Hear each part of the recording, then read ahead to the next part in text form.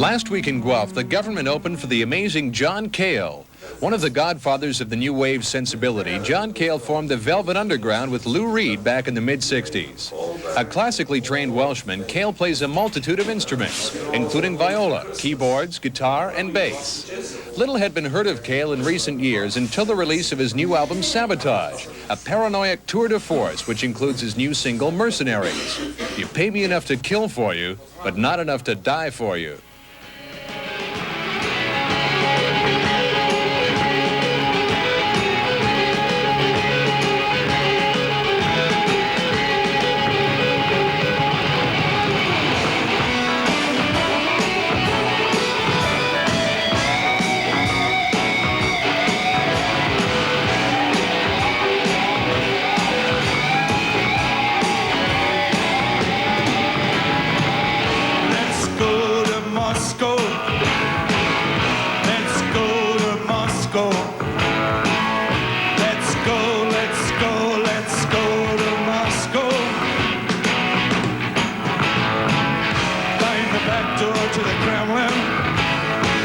Push it down and walk on in.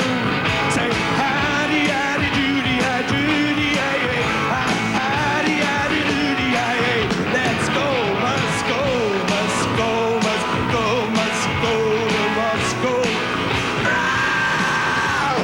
Ready for war. Ready for war.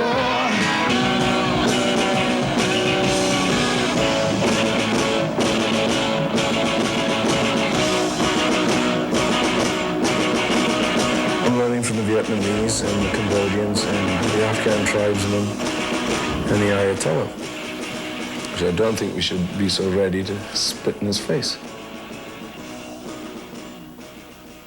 When I was in Cleveland, never mind Cleveland, I love Cleveland. I got a visit from the Revolutionary Communist Party of the United States, and I said, look, I've got a green card, just get the hell out of my dressing room. I don't want to know. I mean, I said, I know that you've been trying to overthrow the government in the United States. Not only have you been trying to do that, but you've gone on television and said that you wanted to do that. And I said, what a bunch of wankers. I mean, if you want to do that, I mean, you don't go on and announce it. And anyway, you couldn't do it anyway. I mean, it's, you know, if you make a decision that you're going to go walk from here over there, you'd be lucky if you can get from here over there. I mean, you probably trip over your own shoelaces before you get there. John Cale has produced seminal debut albums by Iggy Pop and the Stooges, Jonathan Richman, and Patti Smith, as well as creating his own impressive body of fringe work involving people as far afield as Terry Riley and Little Feat. He's also produced or performed on all these albums. John Cale has always been at the leading edge of the avant-garde. When he first came to New York City, he was fascinated with the ideas of noise and monotony, and he brought the results of those experiments to the Velvet Underground. It seemed to be what was coming out of Wiesbaden at the time. There was an avant-garde movement that was coming. It was essentially Lamont Young's movement.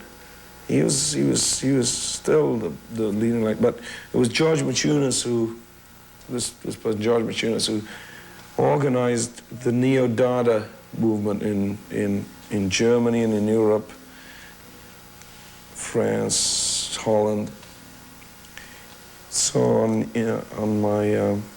during my last week in college in London, I managed to put together a festival of new music that included some Cages and Earl Browns and all the aleatoric people up post-Stockhausen, plus some of the Dadaist works.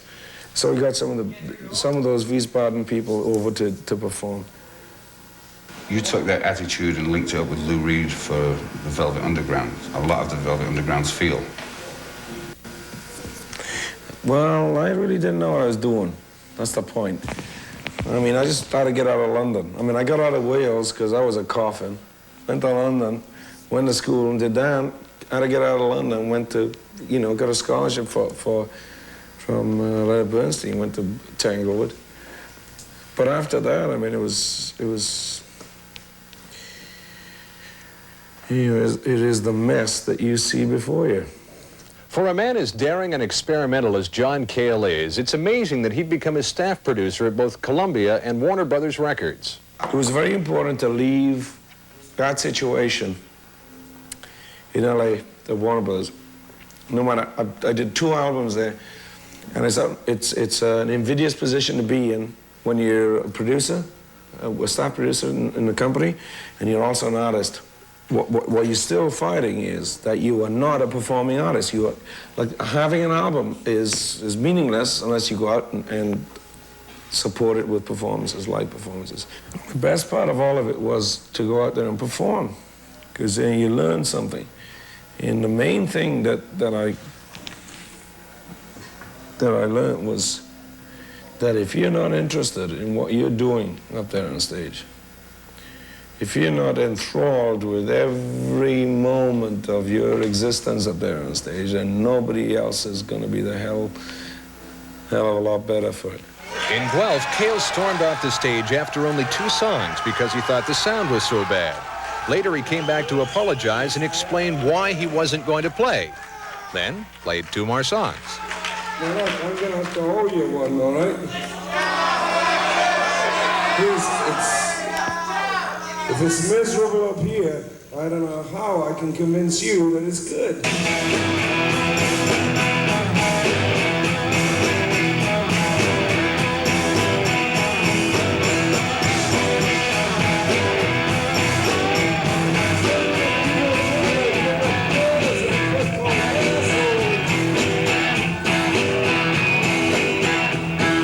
Coming up on the new music, Robert Gordon, Link Wray, Rush, and Paul McCartney.